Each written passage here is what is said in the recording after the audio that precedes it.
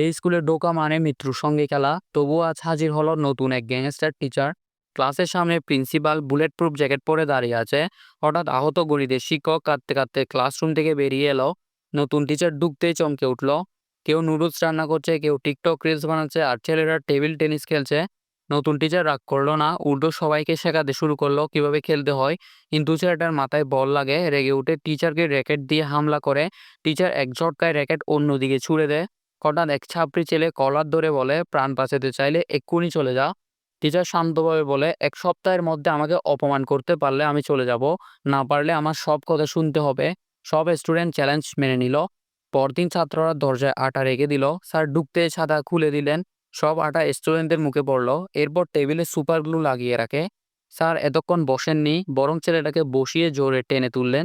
সাথে সাথে ছেলেটার প্যান্ট ফেটে গেল। ক্লাসের সবাই মজা নিতে থাকে। টিকটকার মেয়েটা লাইভে সব দেখিয়ে দেয়। স্যার পড়াতে শুরু করলে সবাই খাতা কলম ছুঁড়তে থাকে। টিচার দ্রুত সাইডে সরে যেতে থাকে। সবকিছু পড়লো প্যান্ট ফাটা ছেলেটার গায়ে। স্যার হেসে বললেন, কালকে আরো ভালো করে প্র্যাকটিস করে আসিও।